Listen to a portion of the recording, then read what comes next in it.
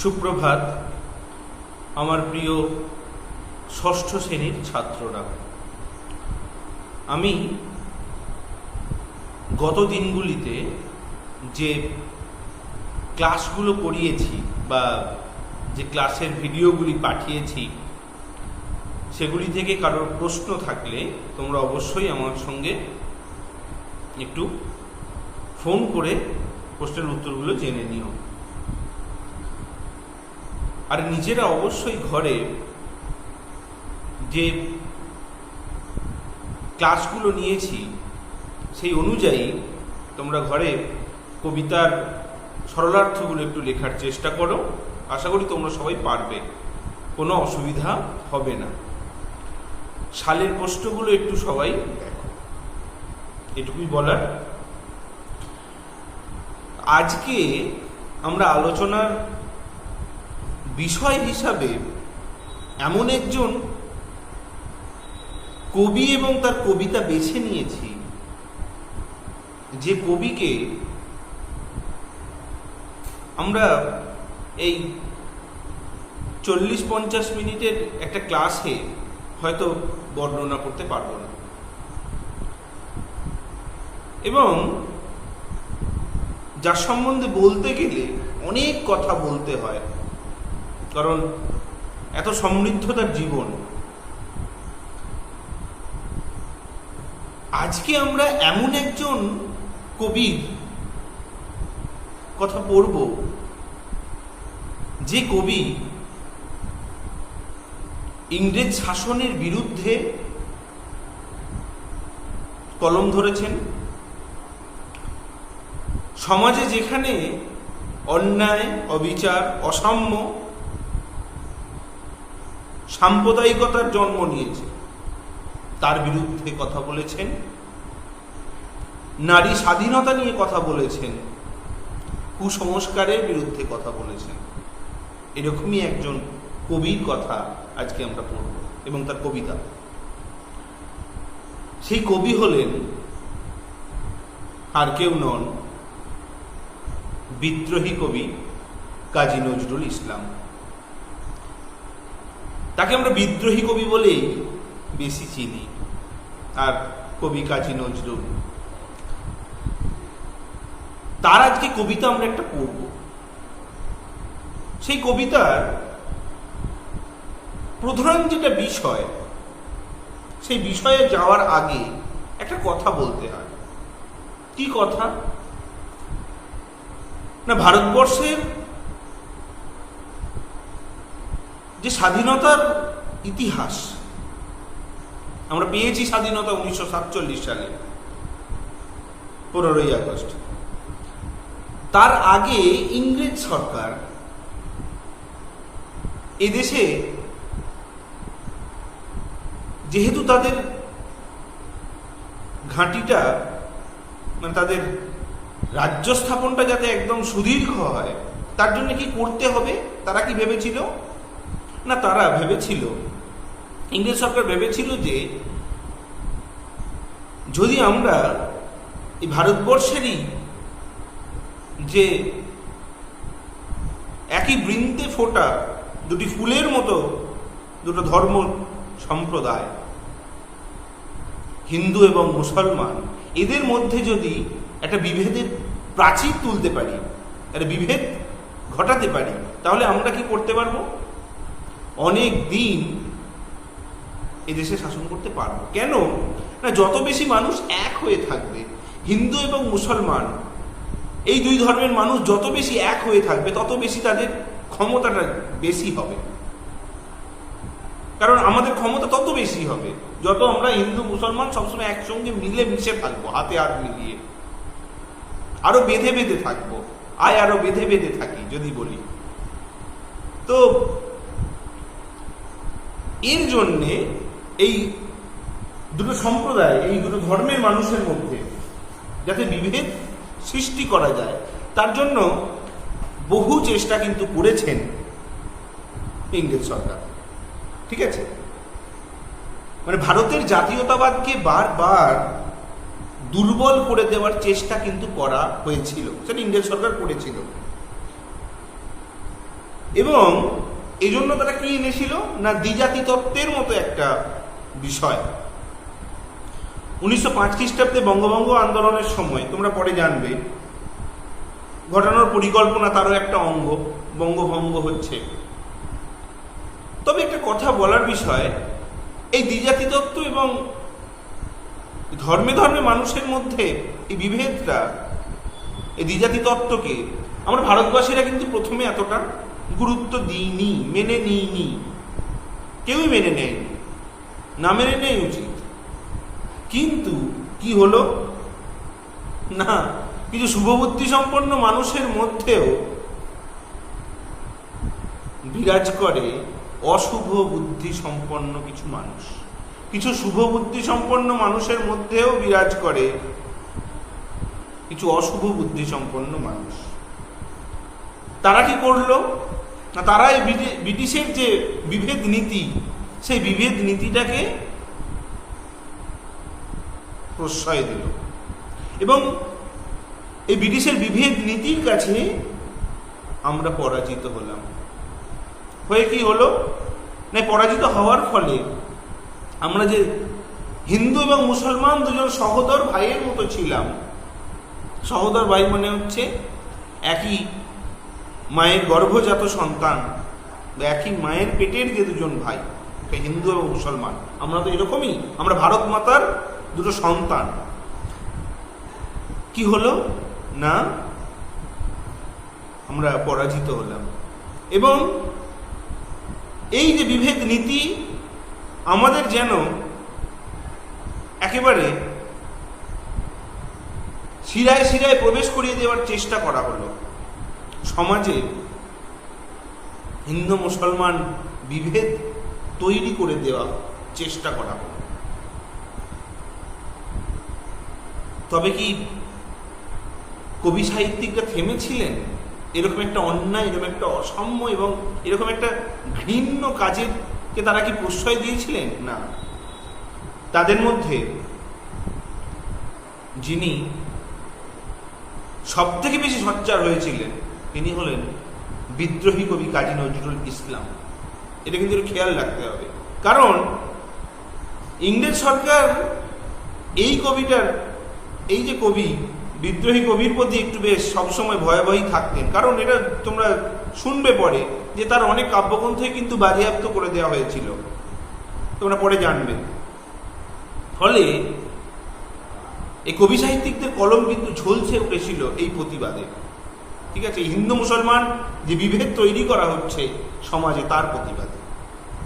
আজকে আমরা যে কবিতাটা পড়ব, সেই কবিতায় আসলে কবি বোঝাতে চেয়েছেন একটাই কথা বারবার, যে হিন্দু এবং মুসলমান আমরা হলাম দুজন সহোদর ভাই, আমরা হলাম সহোদর ভাই, একই মায়ের পেটের গর্ভজাত সন্তান। এবং কবি কাজী নজরুল ইসলাম তো এর আগেও অনেকবার অনেক জায়গায় বলেছেন সেই কথা, আমরা তো আগেও পড়েছি, মোরা একই বৃন্তে দুইটি কুসুম হিন্দু মুসলমান। তাহলে একই বৃন্তে ফোটা দুটো ফুল, হিন্দু এবং মুসলমান, যাদের বর্ণ এবং গন্ধ কিন্তু একই বৃন্তে যদি দুটো কুসুম, দুটি ফুল ফোটে, দুটো ফুলের কিন্তু বর্ণ, গন্ধ, সমস্ত বৈশিষ্ট্য একরকম হয়। সেরকম আমাদের হিন্দু এবং মুসলমান এই দুটো যে ধর্মের মানুষ, এই দুটো ধর্মের আমরা একই বৃন্তে ফোটা দুটো ফুল এবং সহোদর ভাই, একই মায়ের গর্ভজাত সন্তান আমরা, হিন্দু এবং মুসলমান। তো কি হয়েছে না, ভগবান তো যে সৃষ্টি করে হিন্দুদের, সেই তো সৃষ্টি করে মুসলমানদের, তাই তো? এটা কিন্তু খেয়াল রাখতে হবে। কবিতা এই কথাগুলোই আছে, আমি শুধু একটু তোমাদেরকে বলে দিচ্ছি, তারপর আমি যাবো আবার আলোচনায়। হিন্দু এবং যে সৃষ্টিকর্তা, যে ভগবান হিন্দুকে সৃষ্টি করেছে, সেই ভগবানই তো আবার সৃষ্টি করেছে মুসলমানকে। তাহলে এদের মধ্যে বিভেদ কেন? বিভেদ তৈরি করেছে কারা? না, বিভেদ তৈরি করেছি আমরা নিজেরা তৈরি করেছি এই বিভেদ। অবশ্য কিছু অশুভ বুদ্ধি সম্পন্ন মানুষের কিছু কুবুদ্ধির জন্য বা হীন মানসিকতার জন্য এটা হয়েছে। কিন্তু আমরা আসলে এই বিভেদটা তৈরি করে ফেলেছি নিজেরা। ভগবান বা খোদা আল্লাহ তারা কিন্তু একই সৃষ্টি করেছিলেন, যার যে সৃষ্টি করছে সে একই, কিন্তু বিভেদ তৈরি করে ফেলেছি আমরা। আমরা আসলে খোদার উপর অধিকারী করে ফেলেছি। মানে তার যে কাজ, সেই কাজের উপর আমরা যেন অনুচিত হস্তক্ষেপ করে ফেলেছি। আর কবি খুব সুন্দরভাবে, খুব সহজ ভাষায় বলেছে যে আচ্ছা, আসলে আমাদের মধ্যে হিন্দু এবং মুসলমানের মধ্যে তফাৎটা কোথায়? আরে আমরা একই দেশের সন্তান, আমরা একই মায়ের গর্ভজাত সন্তান, ভারত মাতার সন্তান, আমরা একই দেশের জল হাওয়ায় বড় হয়েছি। আমরা আকাশ থেকে যখন জল পড়ে, সেই জল আকাশ থেকে যখন বৃষ্টি হয়, সেই বৃষ্টি হিন্দুরা একটু বেশি পায় বা মুসলমানরা একটু বেশি পায়, কিরম হয়? সমান হয়। যখন খরা দেখা দেয়, বন্যা দেখা দেয়, কোনো মুসলিম বেশি কষ্ট পায় বা কোনো হিন্দু বেশি কষ্ট পায় বা কেউ কম পায়, এরকম কি হয়? দুজনই সমান কষ্ট পায়। যখন মহামারী দেখা দেয়, দুজনকেই সমানভাবে মরতে হয়, তাই তো? তাহলে কিসের এত পার্থক্য? কিসের এত তফাৎ? কিসের এত বিভেদ? কিসের এত বিবাদ? কিসের এত ঝগড়া? এবং এই যে চাঁদ এবং সূর্য, এদের যে আলো, এই আলো তো আমরা দুজনে সমানই পাই। যে হিন্দুরা বেশি আলো পায় বা মুসলিমরা বেশি আলো পায়, বা হিন্দুরা কম পেলে মুসলিমরা বেশি পেলে, এরকম তো নয়, দুজনে সমান পায়। তাহলে বিভেদ কোথায়? এই একই কথাগুলোকে কবি বারবার বলেছেন কবিতায়, এবং বলে তিনি এটাই বোঝাতে চেয়েছেন যে হিন্দু এবং মুসলমান, এদের এই দুটো ধর্মের মানুষের মধ্যে আসলে কোনো বিভেদ থাকাই উচিত নয়। এবং আমরা বিভেদ বা বিবাদটা নিজেরা তৈরি করেছি। আমরা হলাম একই মায়ের গর্ভজাত সন্তান। এই কথাটা কবি বারবার বলেছেন, ঠিক আছে? এবং সব শেষে তিনি বলেছেন যে আমাদের এই দুটো ধর্মের মানুষের মধ্যে শুধুমাত্র বাইরের রঙের তফাৎ, কিন্তু আমরা ভেতর দিক থেকে এক। আরে আমাদের শরীরে তো একই রক্ত বইছে, সে রক্তের রং লাল। আর এই যে আমাদের মন মানসিকতা, আমাদের ভাবনা চিন্তা সব এক, কিন্তু বাইরে শুধু রঙের তফাৎ। এখানে রং বলতে গায়ের কি কালার, গায়ের কি এই বর্ণের কথা বলা হচ্ছে না। আমাদের বাইরে শুধু রঙের তফাৎ বলতে আমাদের যে ধর্মীয় আচার আচরণ তার তফাৎ, আমাদের যে ধর্মীয় আচার আচরণ রীতিনীতি এর তফাৎ, তাই তো? আমাদের পোশাকে তফাৎ, তাই তো? আমরা মনের দিক থেকে কিন্তু আসলে এক, ঠিক আছে? আমরা হলাম একই মায়ের গর্ভজাত সন্তান। সেই মাকে না ভারত মাতা। আজকের এতটা আলোচনার পর নিশ্চয়ই বুঝে গেছো আমি কোন কবিতা বোঝাতে চাইছি। সেটা হচ্ছে মোরা দুই সহোদর ভাই। মোরা দুই সহোদর ভাই কার লেখা? না, কাজী নজরুল ইসলামের লেখা মোরা দুই সহোদর ভাই, ঠিক আছে?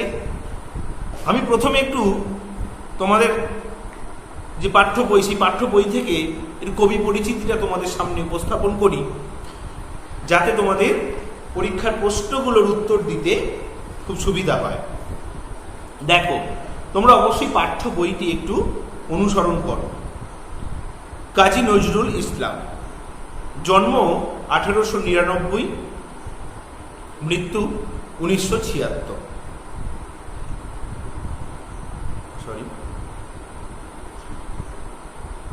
কাজী নজরুল ইসলামের জন্ম বর্ধমান জেলার চুরুলিয়া গ্রামে। 1326 বঙ্গাব্দে বঙ্গীয় মুসলমান সাহিত্য পত্রিকায় তার প্রথম কবিতা মুক্তি প্রকাশিত হয়। এটা একটা খুব ভালো প্রশ্ন পরীক্ষায় পড়ে, যে বঙ্গীয় মুসলমান সাহিত্য পত্রিকায় প্রকাশিত প্রথম কবিতা কাজী নজরুল ইসলাম, সেটির নাম লেখো, সেটা হচ্ছে মুক্তি।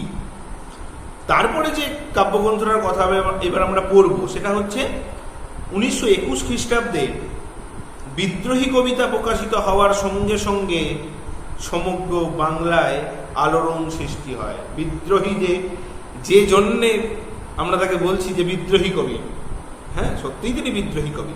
হ্যাঁ, সেই বিদ্রোহী কাব্যগ্রন্থটা কবে প্রকাশিত হয়েছে? না, বিদ্রোহী কবিতাটা কবে প্রকাশিত হয়েছে?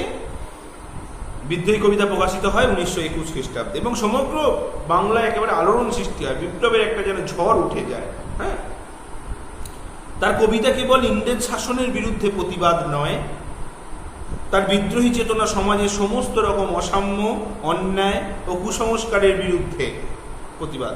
মানে তিনি শুধু ইংরেজ সরকারের বিরুদ্ধেই প্রতিবাদ করে গেছেন এটা নয়, সমাজের যেখানে অন্যায়, যেখানে অবিচার, যেখানে অসাম্য, যেখানে কুসংস্কার, যেখানে মানুষের কুবুদ্ধি এবং মানুষের মধ্যে ভেদাভেদ তৈরি করার চেষ্টা করা হয়েছে, তার বিরুদ্ধে তিনি প্রতিবাদ করেছেন।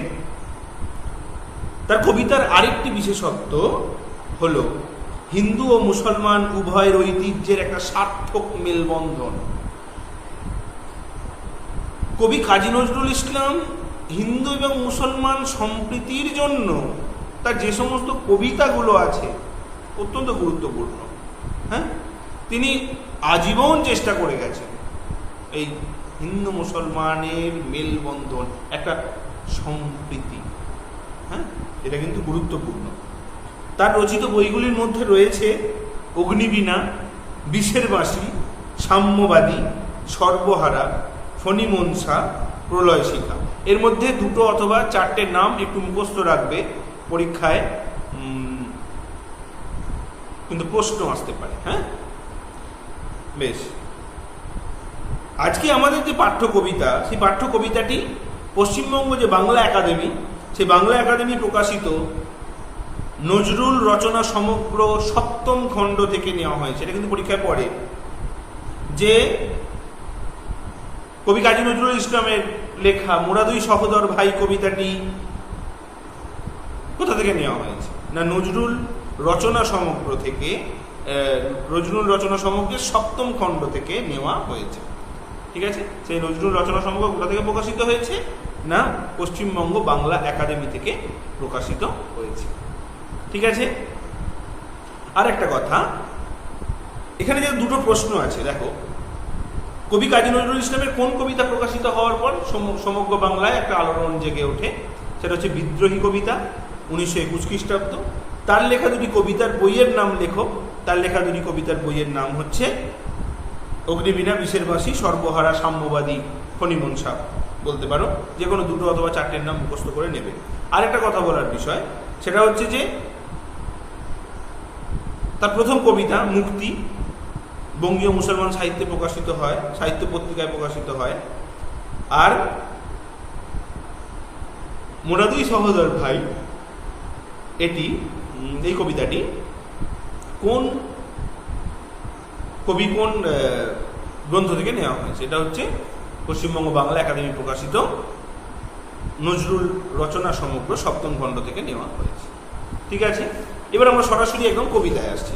কবিতাটাকে প্রথমে আমি একবার নিজের মতো করে পড়ি। মোরা দুই সহোদর ভাই, কাজী নজরুল ইসলাম। হিন্দু আর মুসলিম মোরা দুই সহোদর ভাই, একই বৃন্তে 2টি কুসুম, এক ভারতে ঠাঁই, দুই সহোদর ভাই। সৃষ্টি যার মুসলিম রে ভাই, হিন্দু সৃষ্টি তারই। মোরা বিবাদ করে খোদার উপর করি যে খোদকারি। শাস্তি এত আজ আমাদের, হীন দশা এই তাই, দুই সহোদর ভাই।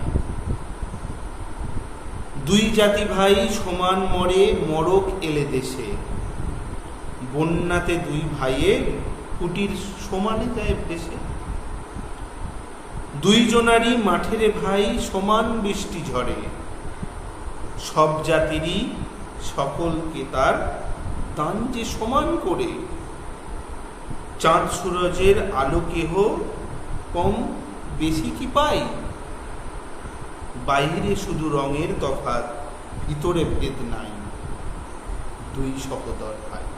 কি সুন্দর কবিতা, সহজ ভাষায় বলা ছোট্ট কবিতা, কিন্তু এর অর্থটা কত সুবিশাল, তাই তো?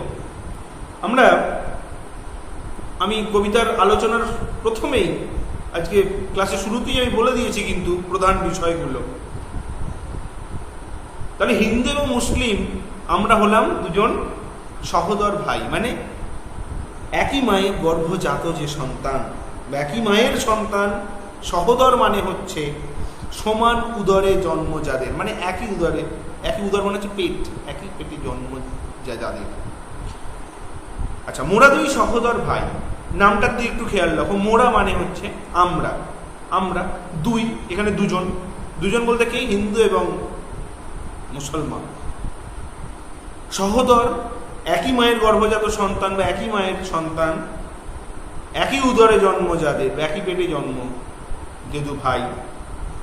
আর ভাই মানে তো জানো, সহোদর ভাই মানে একই মায়ের পেটে যে দুজন সন্তান, তারা ভাই। তাহলে মোরা দুই সহোদর ভাই, কাজী নজরুল ইসলাম। বেশ, আমি এবার একটু ব্যাখ্যা করছি। হিন্দু আর মুসলিম মোরা দুই সহোদর ভাই। এখানে একটা কথা বলার বিষয় যে হিন্দু আর মুসলিম মোরা একই দুই সহোদর ভাই। হিন্দু এবং মুসলিম আমরা হলাম একই মায়ের গর্ভজাত সন্তান বা একই মায়ের পেটের দুই ভাই। আচ্ছা, সেই মাটা কে? না, সেই মাটা হলো ভারত মাতা। সেই মাটা হলো ভারত মাতা। তাহলে কবি বুঝিয়ে দিলেন যে হিন্দু এবং মুসলিম হলো ভারত মাতার গর্ভজাত দুই সন্তান। আসলে তারা দুজনে ভাই, যাদের মধ্যে একই রক্ত প্রবাহিত হচ্ছে। আর কি? তারপরে আবার বলছেন, এক বিনতে দুটি কুসুম এক ভারতে ঠাঁই। আমরা আগেও পড়েছি, মোরা একই বিনতে দুইটি কুসুম হিন্দু মুসলমান। তাহলে একই বিনতে, একই বোটা থেকে, বৃন্ত মানে হচ্ছে বোটা বা এই যে ফুল ফল বা পাতার যে বোটা, সেই একই বৃন্ত থেকে বা একই বোটা থেকে যদি দুটো ফুল বেরোয়, সেই দুটো যে ফুল বেরোলো, সেই দুটো ফুলের বর্ণ, গন্ধ সবকিছু এক হয়। সেই দুটো ফুলের বর্ণ এবং গন্ধ এক হয়। এখানে হিন্দু এবং মুসলমান, এই যে দুটো সম্প্রদায় এবং এই যে দুটো ধর্মের মানুষ, হ্যাঁ, এই হিন্দু মুসলিম আসলে একই বৃন্তে যেমন দুটি ফুল ফোটে, ঠিক একইভাবে এই যে এক ভারতে ঠাঁই বলা হয়েছে, মোরা ভারত মাতার কোলেই বড় হওয়া দুই ভাইয়ের মতো দুজন, হিন্দু এবং মুসলমান। হ্যাঁ, তাহলে একই বৃন্তে ফোটা দুটি ফুলের বর্ণগন্ধ যেমন একই রকম হয়, সেরকম এই একই বৃন্ত থেকে ফোটা দুটি ফুল বা কুসুমের মতোই হচ্ছে হিন্দু এবং মুসলিম। তারা তারপরে আবার বলছে কবি, এক ভারতে ঠাঁই, অর্থাৎ এই একই যে ভারত দেশ, আমাদের ভারত মা, সেই ভারত মায়ের কোলে ঠাঁই মানে হচ্ছে স্থান।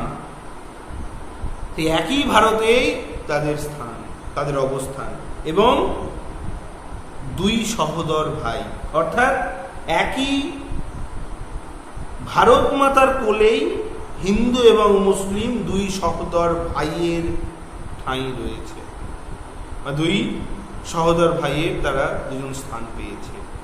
তাহলে হিন্দু এবং মুসলমান হলো একই বৃন্তে ফোটা দুটি ফুল এবং ভারত মাতার গর্ভজাত দুই সন্তান, যারা সহোদর ভাই এবং যাদের মধ্যে আসলে কোনো ভেদ নেই, এবং তাদের ভারত মাতার কোলেই তাদের স্থান হিন্দু এবং মুসলমান। তারপর বলছেন কবি, সৃষ্টি যার মুসলিম রে ভাই, হিন্দু সৃষ্টি তারই। কবি এবার স্পষ্টই বলছেন যে সৃষ্টিকর্তা সৃষ্টি করেছেন হিন্দুকে, সেই সৃষ্টি করেছেন আবার মুসলমান। তাহলে একই সৃষ্টিকর্তা হিন্দু এবং মুসলমানকে সৃষ্টি করেছেন, তাই তো? তাহলে একই সৃষ্টিকর্তা হিন্দু এবং মুসলমানকে মুসলমান দুই সন্তানকে কিন্তু সৃষ্টি করেছেন। এই যে বলছে সৃষ্টি যার মুসলিম রে ভাই, হিন্দু সৃষ্টি তারই, তাই তো? কি আলাদা আলাদা কেউ সৃষ্টি করছে? এটা কিন্তু নয়, এই একজনই সৃষ্টিকর্তা, কিন্তু এক, তাই তো? মানে সৃষ্টিকর্তা কিন্তু সবসময় এক। আমরা শুধুমাত্র ওই ধর্মে জন্মগ্রহণ করে শুধু আলাদা হয়ে গেছি, আসলে আমরা একই, সেটাই এখানে কবি বলছেন। তাহলে সৃষ্টি যার মুসলিম রে ভাই, হিন্দু সৃষ্টি তারই, অর্থাৎ একই সৃষ্টিকর্তার দুই সন্তান হলো হিন্দু এবং মুসলমান। তারপরে কবি কি বলছেন দেখো, মোরা বিবাদ করে খোদার উপর করি যে খোদকারী। এবার এখানে এই যে আমরা এবার নিজেরা, আমরা সৃষ্টি হয়েছি এক জায়গা থেকে, আমাদের সৃষ্টিকর্তা এক, কিন্তু মোরা বিবাদ করে খোদার উপর, বিবাদ মানে হচ্ছে ঝগড়া, ঝগড়া করে বা বিবাদ করে খোদার উপর, খোদা মানে হচ্ছে আল্লাহ বা ঈশ্বর, খোদার উপর করি যে খোদকারী। খোদকারী শব্দের অর্থ হচ্ছে মানে স্বয়ং খোদার উপর অসঙ্গত বা অনুচিত হস্তক্ষেপ, ঠিক আছে? অসঙ্গত বা অনুচিত হস্তক্ষেপ মানে ভালো করে বললে, এই যে একই সৃষ্টিকর্তা আমাদেরকে সৃষ্টি করেছেন, হিন্দু এবং মুসলমান দুজনকেই সৃষ্টি করেছে একই সৃষ্টিকর্তা, তাদের যে একই সৃষ্টিকর্তার দুই সন্তান হিন্দু এবং মুসলমান, এই কথাটা ভুলে গিয়ে আমরা সৃষ্টিকর্তার অবদানকে ভুলে যাই এবং সৃষ্টিকর্তার অবদানকে ভুলে গিয়ে অসঙ্গতভাবে নিজের ইচ্ছায় কাজ করে যাই এবং নিজেরাই বিভেদ তৈরি করে যাই, ঠিক আছে? আমরা একই সৃষ্টিকর্তা থেকে সৃষ্টি হয়েছি এই কথাটা ভুলে গিয়ে নিজেরাই খোদার যে অবদান তার কথা ভুলে যাই, খোদার কথা ভুলেই গেছি, আমাদের সৃষ্টিকর্তাকে ভুলে যাই, গিয়ে আমরা নিজেরাই কি করি না, নিজেরাই নিজেদের মধ্যে বিবাদ করি, নিজেদের ইচ্ছায় কাজ করে যাই। ফলে কি হয়েছে সেই কথাটাই এখানে বলেছেন, মোরা বিবাদ করে খোদার উপর করি যে খোদকারী। আমরা নিজেরাই নিজেদের মধ্যে ঝগড়া করি, মানে বিবাদ করে নিই, ঝগড়া করি এবং খোদার উপরে খোদকারী করে যাই। আসলে কবি বোঝাতে চেয়েছেন যে আমরা হিন্দু এবং মুসলমান একই সৃষ্টিকর্তার থেকে সৃষ্টি হয়েছি, কিন্তু আমরা সেটা পুরোপুরি ভুলে যাই, গিয়ে নিজেদের মধ্যে ঝগড়া এবং বিভেদ তৈরি করি, বিবাদ করে যাই।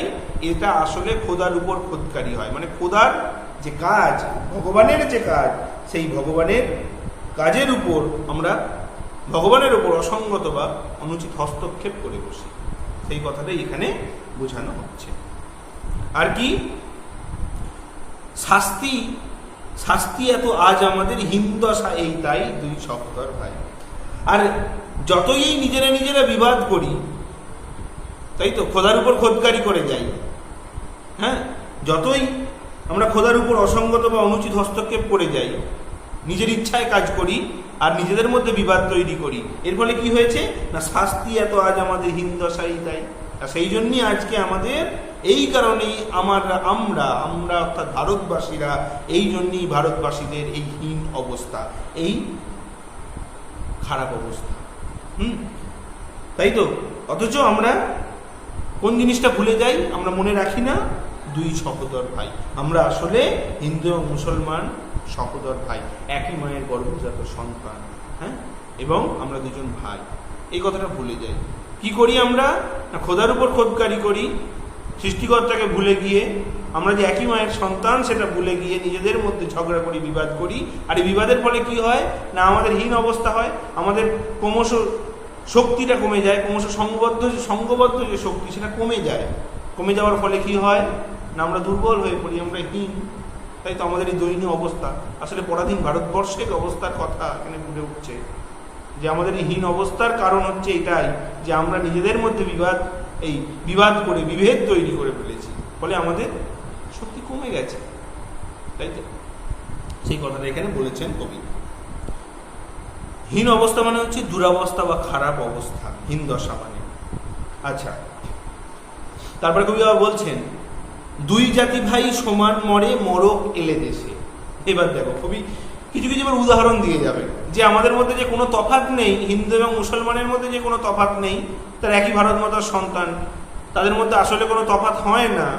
কেন তফাৎ হবে সেই জন্য কতগুলো কারণ তিনি বলছেন, কতগুলো উদাহরণ। কি না দুই জাতি ভাই সমান মরে মরক এলে দেশে।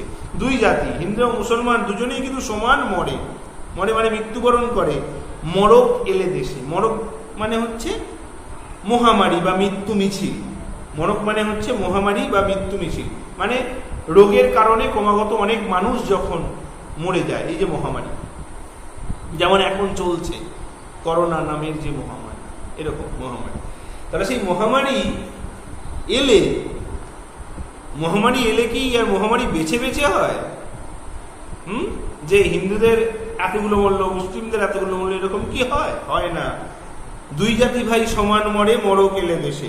যদি দেশে মহামারী আসে, দুই জাতির মানুষই সমান মরে, তাই তো। দুই জাতির মানুষকে কি করতে হয় না, প্রাকৃতিক দুর্যোগ ঘটে গেলে, দেশে যদি কোনো প্রাকৃতিক দুর্যোগ ঘটে তবে দুই ভাইয়েরই সমস্যা হয়। মরক দেখা দিলে হিন্দু যেমন মারা যায়, মুসলমান সেরকম সমানভাবেই মারা যায়, তাই তো। কোনো সম্প্রদায় কম, কোনো সম্প্রদায় বেশি, এটা তো নয়, বা এখানে তো কোনো বিভেদ নেই। তাহলে কেন এত আমাদের মধ্যে পার্থক্য? মহামারী এলে তো আমাদের দুজনের কি হয় না, দুটো সম্প্রদায়ের মানুষের মধ্যেই সমানভাবে মানুষ মারা যায়, তাহলে বিভেদ কোথায়? বন্যাতে দুই ভাইয়ের কুটির সমানে ভেসে যায়। আবার বন্যা যখন আসে, জলপ্লাবন বা বান, সেই প্লাবনে বা বন্যায় দুই ভাই অর্থাৎ হিন্দু মুসলমান দুজনেরই ঘর তো সমানভাবে ভেসে যায়। যে বান কি এসে বলে যে এটা মুসলিমদের ঘর, একে ভাসাবো না, বা এটা হিন্দুদের ঘর, এটাকে ভাসাবো না, বা এটা মুসলিমদের এটাকে ভাসিয়ে দাও, এটা হিন্দুদের এটা ভাসাবো না, এটা কি হয়? হয় না।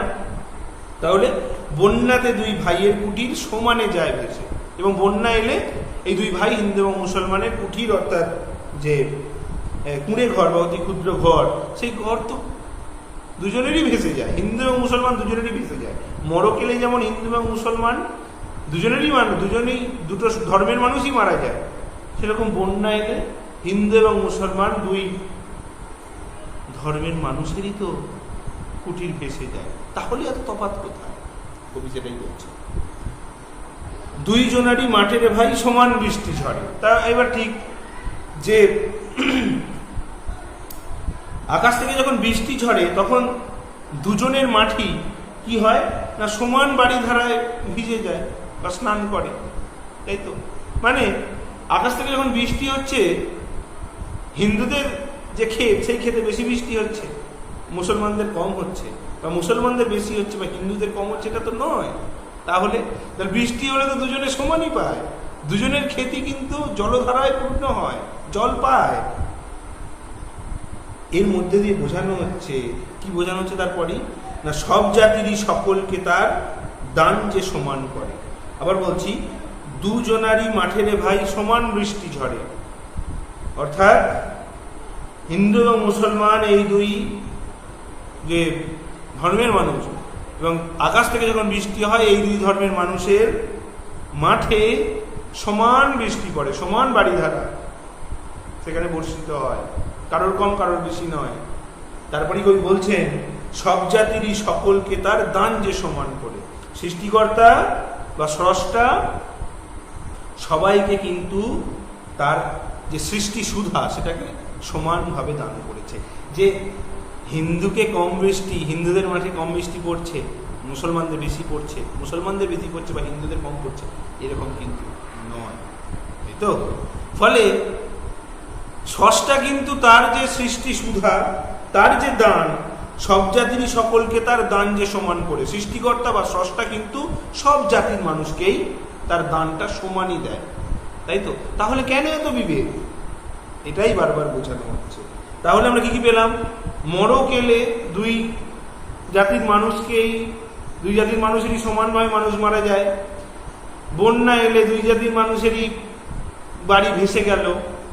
আবার যখন বৃষ্টি পড়ে আকাশ থেকে, তখন এই দুই জাতির মানুষেরই তো খেতে বা মাঠে সমান বৃষ্টি বর্ষিত হয়, কারোর কম কারোতে বেশি নয়। আর সৃষ্টিকর্তা তার যে সৃষ্টি সুধা, তার ভগবানের যে দান, সেই ভগবানের দান তো দুজনকেই সমান করে দেওয়া আছে, তাই তো। সমান সমান, কারোর বেশি বা কারোর তো কম নয়। সেই কথাগুলো এখানে বলা হচ্ছে। তার কাছে অর্থাৎ সৃষ্টিকর্তা বা স্রষ্টার কাছে দুই জাতিই সমান, তার দান কিন্তু সবাইকেই তিনি সমান দেন, দুই জাতিকেই সমান দেন। ফলে সৃষ্টিকর্তার কাছে দুই জাতি কিন্তু সমান সমান। বিভেদ শুধু তৈরি করে ফেলেছি আমরা, ভেদাভেদ তৈরি করছি শুধু আমরা। আমরা আসলে শুধু খোদার উপর খোদকারি করে যাচ্ছি, তার কাজের উপর শুধু হস্তক্ষেপ করে যাচ্ছি, ঠিক আছে? তা আমরা ইচ্ছা মতো কাজ করে যাচ্ছি।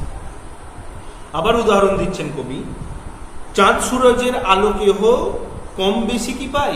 তাই তো, চাঁদ এবং সূর্য, যে দিনের বেলা সূর্যের আলো যে হিন্দু সে বেশি পায় বা মুসলিম কম পায়, রাতে চাঁদের আলো হিন্দু বেশি পায় মুসলিম কম পায়, বা মুসলিম বেশি পায় হিন্দু কম পায়, এরকম কি হয়? হয় না, দুজনেই সমান পাই। চাঁদ সূরজের মানে চাঁদ এবং সূর্যের, তাহলে চাঁদ সূরজের আলো কেউ কম বেশি কি পাই? চাঁদ সূর্যের আলো কি আমরা কেউ কম কি কেউ বেশি পাই? হিন্দু এবং মুসলমান এই দুই সম্প্রদায়ের মানুষ কি আমরা কি কেউ কম বেশি কি বৃষ্টি এই চাঁদের বা সূর্যের আলো কি পাই? দুজনই তো সমান সমান পাই। তারপরে কই বলছেন, বাইরে শুধু রঙের তফাৎ, ভিতরে ভেদ না। এবার কবি একদম চূড়ান্ত একটা কথা বলে দিলেন, আমাদের শুধু বাইরে রঙের তফাৎ। এখানে রং বলতে না হিন্দু মুসলমানের মধ্যে কেবল রঙের তফাৎ, এখানে রং বলতে না, রং হলো ধর্মীয় আচার আচরণ এবং রীতিনীতির তফাৎ। রং বলতে ধর্মীয় আচার আচরণ এবং রীতিনীতির তফাৎ। আমাদের মধ্যে শুধু এই হিন্দু এবং মুসলমান এই দুই জাতির মানুষের মধ্যে শুধু ধর্মীয় আচার আচরণ এবং রীতিনীতির তফাৎ, আমাদের মধ্যে আসলে কোনো তফাৎ নেই। ভেতরে কি না, ভেতরে ভেদ নাই। আমাদের অন্তরে হিন্দু এবং মুসলমান অন্তরে কোনো ভেদ নাই। আমরা আসলে অন্তরে হিন্দু এবং মুসলমান হলো এক আত্মা, তারা এক সহোদর, দুজনেই সহোদর ভাই। কারা না, হিন্দু এবং মুসলমান। তাহলে চাঁদ সূরজের আলো কেহ কম বেশি কি পাই? চাঁদ এবং সূর্যের আলো কি আমরা কেউ কম কি কেউ বেশি পাই? বাইরে শুধু রঙের তফাৎ, ভিতরে ভেদ নাই। আমাদের বাইরে আচার আচরণ রীতিনীতি, ধর্মীয় আচার আচরণ রীতিনীতির তফাৎ, তাই তো? আমাদের পোশাকের তফাৎ। হ্যাঁ, আমরা কেউ ধুতি এবং কেউ পাঞ্জাবি পরে মন্দিরে যাই, কেউ কেউ পাঞ্জাবি কেউ লুঙ্গি পরে যায় মসজিদে। আসলে একই তো, যাচ্ছি তো সেই ভগবানের কাছে। আমাদের রীতিনীতির তফাৎ, তাই তো? ফলে বাইরে শুধুমাত্র এই ধর্মীয় আচার আচরণ রীতিনীতির তফাৎ, আমাদের অন্তরে কোনো ভেদ নেই। আমরা অন্তরে আসলে এক আত্মা, আমরা দুই সহোদর ভাই, একই মায়ের দুজন সন্তান আমরা, হিন্দু এবং মুসলমান। ঠিক আছে, খুব সহজ কবিতা। আমি এবার একটু প্রশ্নোত্তর পর্বে আসি। প্রশ্নোত্তর পর্বে আসতে গেলে প্রথমেই যে কথাটা বলতে হয় তোমাদের, যে যে প্রশ্নগুলোকে গুরুত্ব দিতে হবে, প্রত্যেকটা প্রশ্নই তোমরা অবশ্যই উত্তর লিখতে পারবে। মোরা দুই সহোদর ভাই কবিতা, সহোদর কারা না, হিন্দু এবং মুসলিম। হিন্দশা এই তাই, হিন্দশার কারণ কি না, হিন্দু এবং মুসলিম এই দুই ধর্ম সম্প্রদায়ের মানুষ তারা হিন্দশার শিকার। কেন না, তারা পারস্পরিক যে ঝগড়া বিবাদ করে থাকে তার জন্য, বা ভেদ বিভেদের জন্য তাদের এই হিন্দশা। বাইরে শুধু রঙের তফাৎ, ভেতরে ভেদ নাই। অর্থাৎ বাইরে শুধু ভিন্ন ভিন্ন ধর্মগত আচার আচরণের তফাৎ, আসলে আমাদের মধ্যে কোনো ভেদ নেই। আচ্ছা, একই বৃন্তে দুইটি কুসুম, ভারতে এক ঠাঁই। আর বলতে হবে না, পংক্তিটির মধ্যে ব্যাখ্যা করো কি বোঝানো হয়েছে, অবশ্যই তোমরা লিখতে পারবে। আমরা একই বৃন্তে ফোটা দুটো কুসুমের মতো, দুটো ফুলের মতো, আমাদের মধ্যে এই হিন্দু ও মুসলিমের মধ্যে আসলে কোনো ভেদ নাই। এই জায়গাটা লিখতে হবে, তোমরা পারবে, একটু সুন্দর করে লিখবে।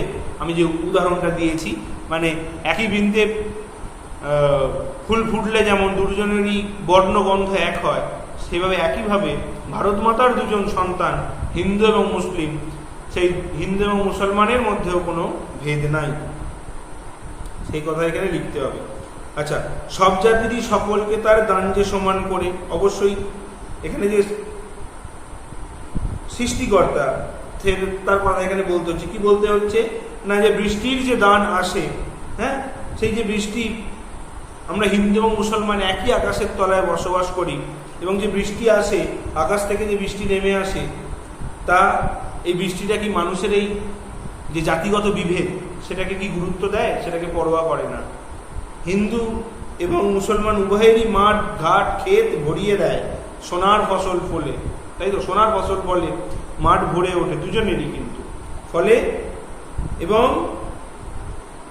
তাহলে প্রকৃতির দানের ক্ষেত্রে, স্রষ্টার দানের ক্ষেত্রে কিন্তু কোনো রকম ভেদ নাই, ভেদাভেদ তৈরি করেছি শুধুমাত্র আমরা। ঠিক আছে, চাঁদ সূরজের আলোকে হোক কম বেশি কি পাই, এটা তো আমি বললাম এই মাত্র, যে চাঁদ এবং সূর্যের যে আলো, দিনের বেলা সূর্য এবং রাতের বেলা যে চাঁদের আলো, সেই চাঁদের আলোর কম বেশি কি আমরা কেউ, হিন্দু কি কম বা মুসলিম কম, বা হিন্দু বেশি বা মুসলিম বেশি, এরকম কি আলাদা আলাদা কেউ পাই? দুজনে সমান পাই। ফলে আসলে এর মধ্যে দিয়ে হিন্দু এবং মুসলমান আসলে যে অভিন্ন, হ্যাঁ, আসলে যে তারা ভিন্ন নয়, তারা যে অভিন্ন, তারা যে এক, তারা যে এক আত্মা, সেই কথা বোঝানো হয়েছে। এই মোটামুটি। আর একটা প্রশ্ন হচ্ছে যে মরক আর বন্যা এলে দুই সম্প্রদায়ের কি হয় না, দুই সম্প্রদায়ের মানুষের একই অবস্থা হয়। মরক এলে যেমন দুই ভাই, এই দুই সম্প্রদায়ের মানুষেরই সমানভাবে মানুষ মারা যায়, আবার এই দুই ভাইয়ের যখন বন্যা আসে দুই ভাইয়েরই কুটির একইভাবে ভেসে যায়। তাহলে এটাই বোঝানো হচ্ছে যে প্রাকৃতিক বিপর্যয় কিন্তু হিন্দু এবং মুসলমানের উপর একইভাবে প্রভাব ফেলে, তাই তো। বারবার এটাই বলা হচ্ছে যে প্রকৃতি সৃষ্টি এটা কিন্তু কোনো সময়, প্রকৃতি তার ভালো গুণগুলো যেমন দুজনকেই সমানভাবে দেয়, খারাপটাও কিন্তু দুজনকেই সমানভাবে দেয়। তাহলে আমাদের মধ্যে তো কোনো ভেদ নেই, ভেদ তৈরি করেছি আমরা কিছু অশুভ বুদ্ধি সম্পন্ন মানুষেরা। আচ্ছা, পরম পিতার দান কিভাবে ঝরে পড়ে, এটা একটু, বা ষষ্ঠার দান না, ষষ্ঠার এই তো বললাম যে একইভাবে দানটা হচ্ছে বৃষ্টি, কারণ বৃষ্টি না হলে খেতে ফসল হবে না, তাই তো, আমরা খেতে পাবো না। দুজনেরই মাঠের উপর সমান বৃষ্টি ঝরে, এবং তাদের মধ্যে আসলে এই মহান দানের মধ্যে কোনো রকম পার্থক্য কিন্তু করেন না সৃষ্টিকর্তা। চাঁদ এবং সূর্যের যে আলোর যে দান, সেটাও দুজনের উপর সমানভাবেই কিন্তু বর্ষিত হয়। আর একটা কথা এখানে যে প্রশ্নটা গুরুত্বপূর্ণ, সেটা হচ্ছে যে এর সরলার্থ কিন্তু তোমরা নিজেরা লিখে নেবে। সরলার্থ কোনো অসুবিধা নেই, খুব সহজ লিখতে পারবে, কোনো রকম অসুবিধা হবে না। আচ্ছা, হিন্দু এবং মুসলিম মোরা দুই সহোদর ভাই, কেন বলা হয়েছে লিখতে পারবে। আচ্ছা, সৃষ্টি যার মুসলিম রে ভাই, হিন্দু সৃষ্টি তারই। খুব ভালো প্রশ্ন, যে হিন্দু এবং মুসলমান সব মানুষই একই বিধাতার সন্তান, সেই কথা এখানে বলা হচ্ছে। আসলে একই, মুসলিম যে বিধাতা সৃষ্টি করেছে মুসলিম মুসলমানকে, হিন্দুকেও সে একই বিধাতা সৃষ্টি করেছে, এদের মধ্যে কোনো ভেদ নাই। মোরা বিবাদ করে খোদার উপর করি যে খোদকারী, কি বোঝানো হয়েছে না, হিন্দু এবং মুসলমান মূলত এই দুই ধর্মের মানুষ অভিন্ন, সাম্প্রদায়িক বিভেদ সৃষ্টি করে একে অপরের সঙ্গে বিভেদ করলে অপমান হয় পরম ঈশ্বরেরই। তাহলে সৃষ্টিকর্তা তো কোনো ভেদ করেননি, সৃষ্টিকর্তা তো একজনই, কিন্তু ভেদ তৈরি করেছি আমরা। ফলে সাম্প্রদায়িক বিভেদ সৃষ্টি করে আসলে আমরা কি করি না, বিভেদ করলে অপমান হয় কার না, ঈশ্বরেরই। ঈশ্বরের কাজের ওপর আমরা যেন হস্তক্ষেপ করে দিই সাম্প্রদায়িক বিভেদ সৃষ্টি করে, আসলে আমরা নিজের ইচ্ছায় কাজ করতে যাই। এটাই এই পংক্তির মধ্যে দিয়ে বোঝানো হয়েছে, তাই তো। আমরা নিজেদের মধ্যে একই সৃষ্টিকর্তার দুই সন্তান হওয়া সত্ত্বেও যদি নিজেদের মধ্যে বিভেদ করি, এটা আসলে অপমানটা কার, সৃষ্টিকর্তা যে তার, সে কথা বোঝানো হচ্ছে। বন্যাতে যায় ভেসে, এটা তো অবশ্যই বুঝতে পেরেছো যে প্রাকৃতিক বিপর্যয় এলে দুজনকে সমানভাবে, হিন্দু এবং মুসলমান দুই সম্প্রদায়ের মানুষের সমানভাবে ক্ষতিগ্রস্ত হতে হয়। আচ্ছা, আর এই যে দুইজনেরই মাঠে সমান বৃষ্টি ঝরে, যে দানের কথাটা আবার বলতে হবে এখানে, যে সৃষ্টিকর্তা এখানে কোনো ভেদাভেদ করেন না, হ্যাঁ, তার করুণার ধারা, তার যে দয়া দুজনের উপরই সমানভাবে বর্ষিত হয়। হ্যাঁ, হিন্দু এবং মুসলমানের কৃষিক্ষেত্র তথা জমিতে কিন্তু তিনি সমানভাবে বৃষ্টি দেন, তিনি কারোর হয়ে পক্ষপাতিত্ব করেন না, কাউকে কম বা কাউকে বেশি দেন না। আসলে হিন্দু ও মুসলমান দুজনের মাঠেই সমান বৃষ্টি ঝরে। আসলে এটাই বোঝানো হয়েছে যে এই দুই সম্প্রদায়ের মধ্যে আমরা ভেদাভেদ তৈরি করে ফেলেছি, কোনো ভেদাভেদ কিন্তু সৃষ্টিকর্তা করে না। বাইরে শুধু রঙের তফাৎ, ভেতরে ভেদ নাই। এই প্রশ্নটা কিন্তু খুব গুরুত্বপূর্ণ, একটু খেয়াল রাখবে। না, হিন্দু এবং মুসলমান আসলে একই ঈশ্বরের সন্তান। তাদের বাহ্যিক দিক থেকে, জাতিগত প্রভেদ অনুযায়ী বাহ্যিক দিক থেকে কি আছে, একটু তাদের ধর্মীয় আচার আচরণ, রীতিনীতির তফাৎ আছে, কিন্তু ভেতরে কোনো ভেদ নাই। তাদের ধমনীতে একই রক্ত প্রবাহিত হচ্ছে। প্রকৃতির আশীর্বাদ এবং অভিশাপ দুজনের উপরেই সমানভাবে বর্ষিত হয়। আর সেই জন্য বলা হয়েছে যে বাইরে শুধু রঙের তফাৎ, ভেতরে ভেদ নাই। এই আরেকটা কথা, সেটা হচ্ছে যে মোরা দুই সহোদর ভাই কবিতাটির বিষয়বস্তুটা নিজেদের ভাষায় একটু লিখতে হবে, ঠিক আছে? আর এর সরলার্থটা তোমরা অবশ্যই একটু লিখে নেবে, খুব সহজ। আর স্কুল খোলার পর যদি কারোর কোনো প্রশ্ন থাকে অবশ্যই আমার কাছে আসবে, এটা আমি ক্লাসে আবার আলোচনা করে দেব, ঠিক আছে? তো আজকে আমরা যে কবিতাটা পড়লাম, এই কবিতাকে যদি একটা লাইনে বলি তাহলে বলতে হয়, ভারত মাতার দুই সন্তান হিন্দু এবং মুসলমান, আসলে তারা একই মায়ের দুজন সন্তান, তাদের মধ্যে কোনো ভেদ নাই। আমরা ভেদাভেদ তৈরি করেছি, ভগবানের কাজের উপর আমরা হস্তক্ষেপ করে তাকে লজ্জিত করেছি। আসলে আমাদের মধ্যে কোনো ভেদ নেই, হিন্দু এবং মুসলমানের মধ্যে কোনো ভেদ নেই। আর একটা কথা, যে আমাদের বাইরের দিক থেকেই যত কিছু তফাৎ, ভেতরে কিন্তু কোনো তফাৎ নেই। বাইরে ধর্মীয় আচার আচরণ, রীতিনীতির তফাৎ, পোশাকে তফাৎ, কিন্তু ভেতরে আমরা আসলে এক আত্মা, আমরা দুজন সহোদর ভাই, ঠিক আছে? আজকে এই পর্যন্ত।